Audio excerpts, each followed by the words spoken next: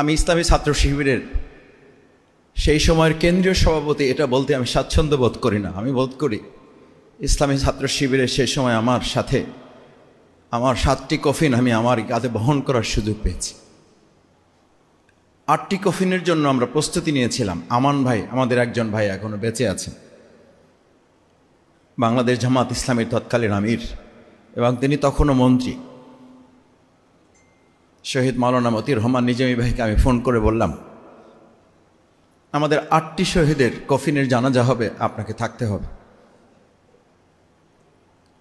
বললেন তুমি কি করে নিশ্চিত হলে? আমি বললাম ডাক্তারদের সাথে কথা হয়েছে, ইতিমধ্যে 7 জন নিশ্চিত হয়েছে, আর একজন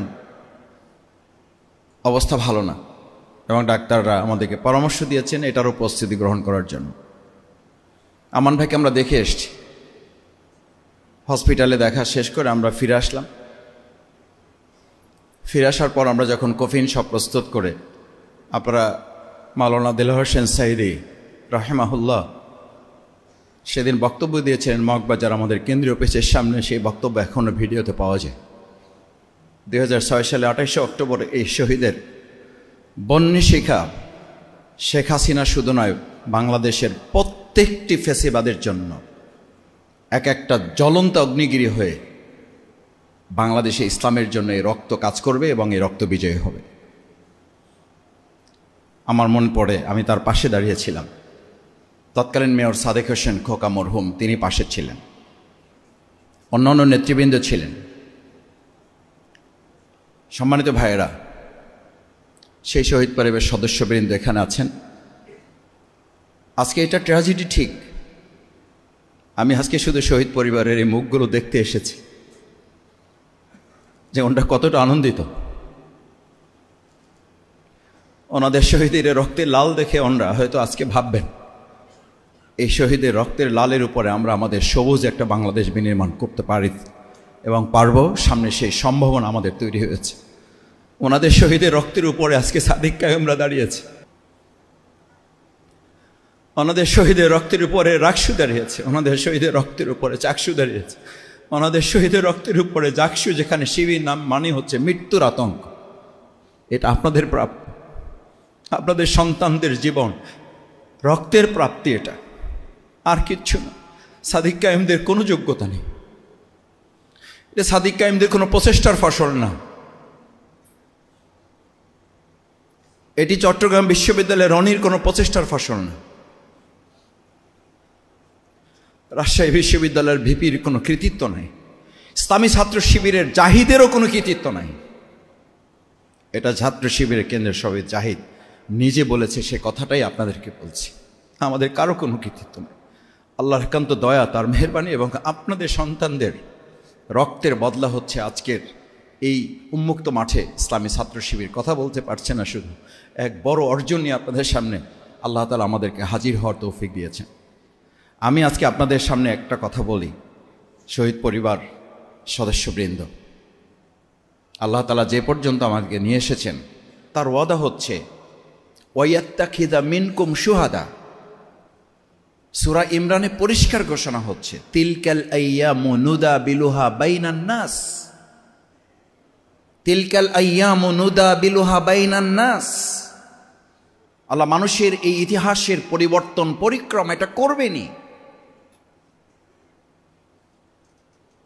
এবং কি কারণে করবেন আল্লাহ তাআলা সেটি জানাচ্ছেন। ওয়ালি আলামাল্লাহুল্লাযীনা আমানু, তারা দেখতে চান প্রকৃতপক্ষে কারা তাদের মুখের কথার সাথে কাজের মিল রেখে ইমানের দাবিতে তারা বিশ্বাসী, কারা প্রকৃতপক্ষে দেশপ্রেমিক, কারা ইসলামের জন্য কাজ করেন, কাদের মনে মুনাফিকি নাই, কাদের মধ্যে আমানতদারিতার হীনতা নেই, কাদের মধ্যে চরিত্রের হীনতা নেই। এটি আল্লাহ বাছাই করতে চান, যাচাই করতে চান। ওয়ালি আলামাল্লাহুল্লাযীনা আমানু, শুধু ইমান মুখে বললে হবে না, এটি দেখতে চান আল্লাহ তাআলা। সেই জন্য এই পরিবর্তন, সেই জন্য 2006 28 অক্টোবর, সেই জন্য 2024 5ই আগস্ট। ওয়ায়াত্তাখিযা মিনকুম শুহাদা, আল্লাহ তাআলা তোমাদের মধ্য থেকে এরকম কিছু লোকের ঈমান যাচাই করতে গিয়ে শুধুমাত্র যাচাই প্রক্রিয়া না, যাচাই প্রক্রিয়া একটা পর্যায়ে তোমাদের মধ্য থেকে কাউকে কাউকে আল্লাহ তাআলা শহীদ হিসাবে কবুল করেন। ওয়ায়াত্তাখিযা মিনকুম শুহাদা, এটি আল্লাহ তাআলার পরিকল্পনা। ওয়ালিউমাহিস, এবং আল্লাহ তাআলা এর মধ্য দিয়ে আমাদেরকে পবিত্র করেন, পরিচ্ছন্ন করেন, আমাদেরকে রাষ্ট্রের জন্য, দেশের জন্য, জাতির জন্য, ঢাকা বিশ্ববিদ্যালয়ের জন্য, রাজশাহী বিশ্ববিদ্যালয়ের জন্য, চট্টগ্রাম বিশ্ববিদ্যালয়ের জন্য, জাহাঙ্গীরনগর বিশ্ববিদ্যালয়ের জন্য আমাদেরকে তিনি উপযুক্ত করে গড়ে তোলেন এই প্রক্রিয়ার মধ্য দিয়ে। ওয়ালি ও মাহেস, আমি আল্লাহ তোমাদেরকে পবিত্র পরিচ্ছন্ন করে দেশ এবং জাতির জন্য তোমাদেরকে প্রস্তুত করি। শুধু তাই না, আমি যে কথাটি বলার জন্য আয়াতের প্রসঙ্গ টেনেছি, শহীদ পরিবারের সদস্যবৃন্দ, আল্লাহ তাআলা শেষ বক্তব্য হচ্ছে ওয়াইয়াম হাকাল কাফিরিন। শুধু আপনাকে যে বিজয়ী করবেন, আমাদেরকে যে বিজয়ী করবেন তা না, আমাদেরকে যারা পরাজিত করেছিলেন বা পরাজিত করতে চেয়েছিলেন, আপনার সন্তানকে যারা শহীদ করে মনে করেছিলেন 2006 সালে 28 অক্টোবর আমাদেরকে শেষ করে দেবেন। 3টি কারণে 28 অক্টোবর।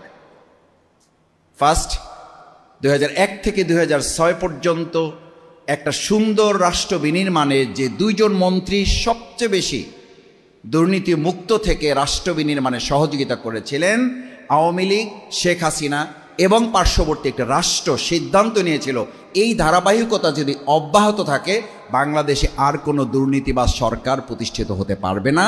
তাই এই দুর্নীতি মুক্ত মন্ত্রীদেরকে যে কোনো মূল্যে হত্যা করতে হবে। প্রথম টার্গেট ছিল নিজামী এবং মুজাহিদ ভাইকে হত্যা করার পরিকল্পনা। টার্গেট করে বোমা নিক্ষেপ করা হয়েছে।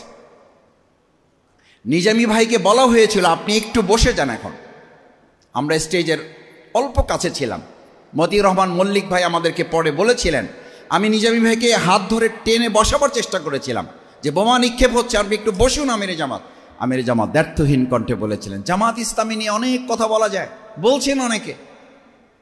আমির জামাত নিজামী ভাই সেদিন বলেছিলেন, আমার একজন কর্মী সমর্থক আজকে ময়দান থেকে চলে যায় নাই, বসে যায় নাই। সেখানে মতিউর রহমান নিজামী 1 সেকেন্ডের জন্য এখান থেকে মাথা নিচু করতে পারে না। তিনি তার বক্তব্য, তিনি তার কথা অত্যন্ত দৃঢ়তার সাথে শান্তভাবে তিনি বক্তব্য উপস্থাপন করেছিলেন। ইতিহাসে সেটা ছিল একটা ঐতিহাসিক মাইলফলক। দ্বিতীয় টার্গেট ছিল জামাত ইসলামীকে দমন করে গোটা মানব জাতির মধ্যে একটা ভয়ের রাজ্য তৈরি করা, যেটার মাধ্যমে তারা বিগত 15 বছর পরিচালনা করতে পারবে বলে মনে করেছিল। আপনাদের একটু বলে রাখি, ছাত্র শিবির জামাত ইসলামীকে নিয়ে যারা এখন ভয়ভীতি দেখান, হুমকি দিচ্ছেন, নিষিদ্ধ করার দাবি তুলছেন, মুখরোচক বক্তব্য দিচ্ছেন, এই সব ধাপ জামাত ইসলামী ছাত্র শিবির আল্লাহর একান্ত মেহেরবানি, শহীদ পরিবারের এই গর্বিত সদস্যবৃন্দের দোয়া বরকতে আমরা এগুলো পার হয়ে এসছি। আমাদের সেই দিনই বলা হয়েছিল আমাদেরকে শেষ করে দেওয়া হবে। জামাত ইসলামী শেষ করা যায় নাই। সকাল 7টা থেকে সন্ধ্যা 7টা পর্যন্ত আমরা লড়াই করেছি শুধু এক হাতের একটা লাঠি হাতে নিয়ে। এখনো বিভিন্ন টিভি ফুটেজ পাওয়া যায়, লাল কালি দিয়ে বরক চিহ্ন দিয়ে আমাদেরকে দেখানো হয় এই হচ্ছে নিজামী মুজাহিদের সেনাপতিরা। হাতে কি দেখানো হয়? একটা লাঠি দেখানো হয়। আর তার বিপরীতে আগ্নেয়াস্ত্র, AK-47, পিস্তল, রাইফেল, বন্দুকের গুলি, বোমা, মুহুর্মুহুর বোমা, এই সমস্ত কিছুর বিপরীতে আমরা শুধু লাঠি দিয়ে, তখন ওখানে কনস্ট্রাকশন চলতেছিল বিল্ডিংয়ের, শুধুমাত্র আমরা টিনের উপরে বাড়ি মারতাম। আমাদের কর্মীদেরকে আমরা বলতাম টিনের উপরে শুধু লাঠি দিয়ে আঘাত করো, যেন প্রতিপক্ষ বুঝতে পারে যে আমাদেরও কিছু শক্তি আছে। আমাদেরকে যারা এখনো অস্ত্রবাজ হিসাবে দেখাতে চান, আমাদের অস্ত্রের শক্তি ওই একটা লাঠি ছিল। আমাদের অস্ত্রের শক্তি ওটা ছিল না। আমাদের শক্তি ছিল আল্লাহর উপর বিশ্বাস এবং আস্থা, জনগণের ভালোবাসা, আমাদের জনশক্তির ডেডিকেশন, স্যাক্রিফাইস, কোরবানি তারা সেদিন উপহার দিয়েছে। আমি ছাত্র শিবিরের দায়িত্বে থাকার কারণে আমাকে ওখানে থাকতে হয়েছে। আমাদের ভাইরা থেকেছেন, শহীদের কফিন আমাদের সামনে নিয়ে এসে দাঁড় করানো হয়েছে। আমাকে জিজ্ঞেস করা হয়েছে, মাসুদ ভাই এখন কি লড়াই চলবে না কফিনের জানাজা হবে? আমরা তখন সবাই মিলে বলেছিলাম এখন লড়াই চলবে আমাদের। এবং সন্ধ্যা 7টায় যতক্ষণ পর্যন্ত প্রশাসন ওই সন্ত্রাসীদেরকে পল্টন মোড় থেকে সরিয়ে না দেওয়ার নিশ্চয়তা দিয়েছে যে এখান থেকে তাদেরকে না সরানো পর্যন্ত আমাদের একজন কর্মী এখান থেকে যাবে না, আমরা একজন ভাই ওখান থেকে যাইনি। প্রশাসন এসে মাঝখানে দাঁড়িয়ে যখন আমাদেরকে বলেছে, আমরা তাদেরকে সরিয়ে দিয়েছি এবং তারা নিশ্চিত করেছে যে তারা হামলা করবে না। তারপর আমাদের ভাইরা অফিসে গিয়েছে। একটা কথা বলি এবং শেষের দিকে যেতে চাই। অফিসে যখন ঢুকেছি, ছাত্র শিবিরকে কেউ কেউ এক্সট্রিমিস্ট মনে করেন, প্রতিক্রিয়াশীল মনে করেন, কেউ কেউ রক্ষাটা বলে আত্মতৃপ্তি ঢেকুর গিলতে চান।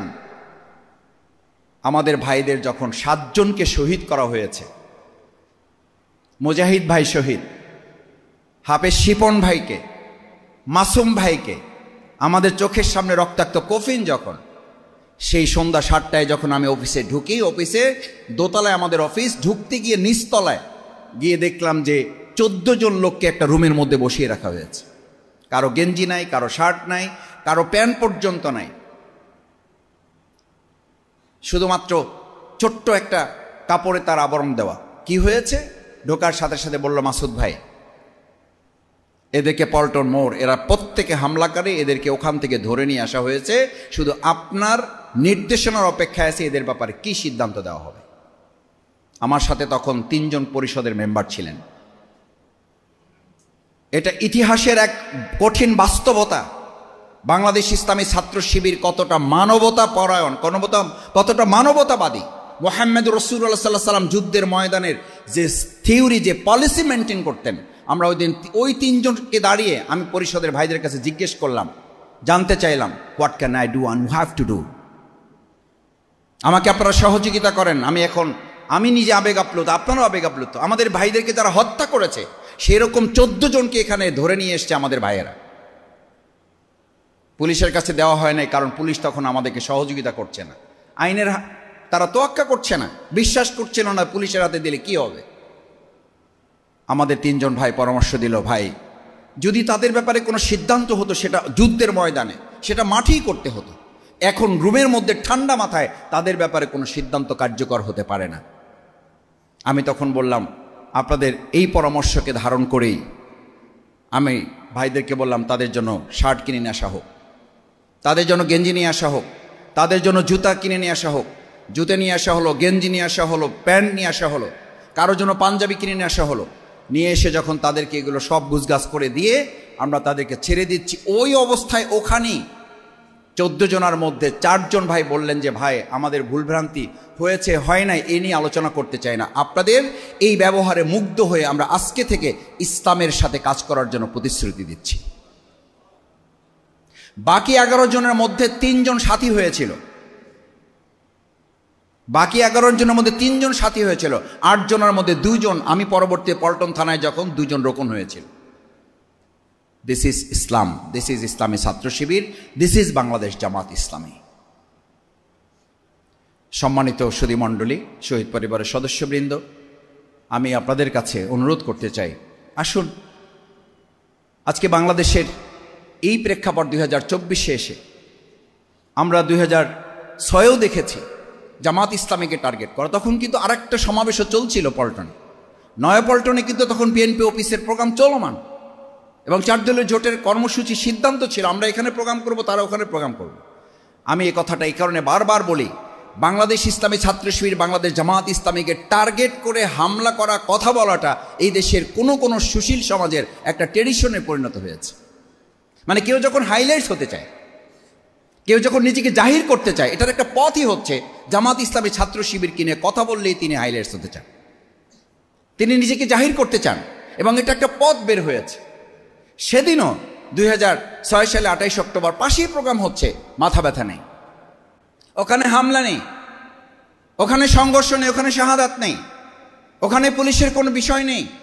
অথচ আমরা বারবার প্রশাসনকে বলছিলাম, তখন আমাদের মন্ত্রী আছেন, তখন স্বরাষ্ট্রমন্ত্রী লুৎফুজ্জামান বাবর সাহেব আছেন আমাদের অফিসে বসে, আমি কেন্দ্রীয় সভাপতি এই হিসাবে বলছি, আমি পাশে থেকে মুজাহিদ ভাইকে সেভারেল টাইম ফোন করতে দেখেছি। লুৎফুজ্জামান বাবর সাহেবকে আমরা সকাল 7টা থেকে বিকাল 3টা পর্যন্ত তাকে ফোনে উদ্ধার করা সম্ভব হয় নাই। কেন?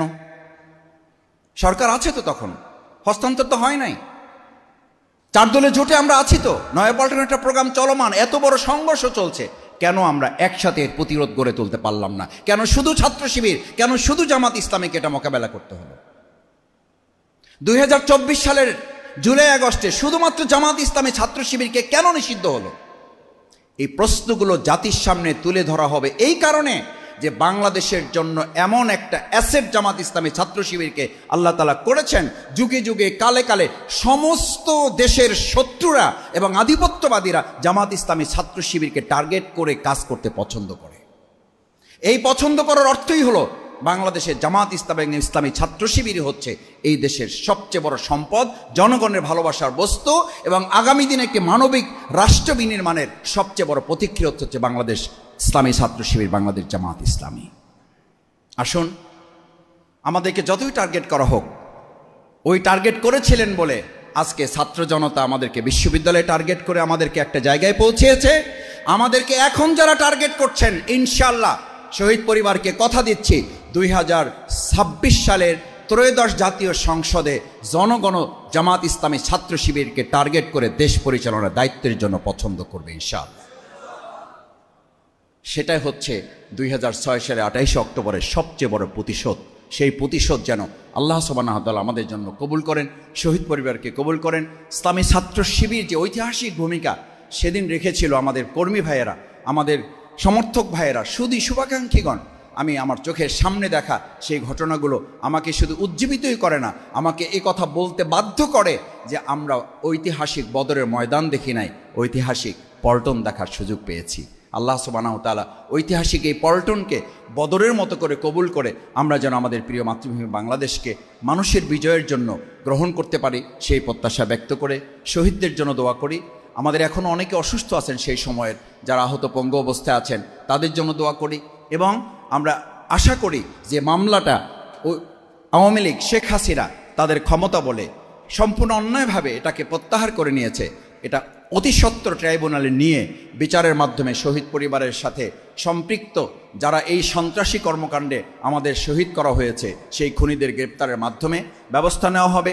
শহীদ পরিবারের প্রতি যে কৃতজ্ঞতা, আমাদের রাষ্ট্রীয়ভাবে তাদেরকে স্বীকৃতি দেওয়া, রাষ্ট্রীয়ভাবে তাদেরকে পুনর্বাসন, রাষ্ট্রীয়ভাবে তাদের পাশে দাঁড়িয়ে 2024 জুলাই আগস্টের গণ অভ্যুত্থান যেমনভাবে আমরা তাদেরকে ওন করতে পেরেছি, 2006 সালে 28 অক্টোবর আমরা সেটাকে ওন করতে পারি নাই, কারণ এটা শুধু জামাত ইসলামী ছাত্র শিবিরের সম্পদ বলে মনে করা হয়। আমি আজকে আস্তে আস্তে খেয়াল করলাম মিডিয়াগুলো, আমাদের প্রচলিত মিডিয়া, আমি সব মিডিয়াকে বলছি না, অত্যন্ত দুর্ভাগ্যজনক 2006 সালে 28 অক্টোবরের এই ঘটনা আজকের মেইন স্ট্রিম পত্রিকাগুলো আমি আস্তে আস্তে দেখার চেষ্টা করলাম, দুই একটা ব্যতিক্রম ছাড়া কোনো মিডিয়া আজকে 2006 সালে 28 অক্টোবরটি ধারণ করতে ব্যর্থ হয়েছে।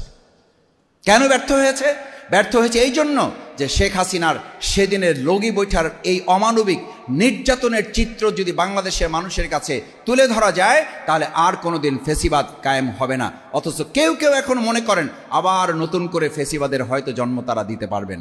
মিথ্যা আশ্বাসে আর লাভ হবে না, কোনো ক্রমেই আর ফেসিবাদ এদেশে মাথাচাড়া দেওয়া হবে না এবং দিতেও দেওয়া হবে না। এই শহীদ পরিবার, শহীদদের অনুসারী, ইসলামী ছাত্র শিবিরের একজন কর্মী সমর্থক বেঁচে থাকতে আমরা তা হতে দেব না ইনশাআল্লাহ।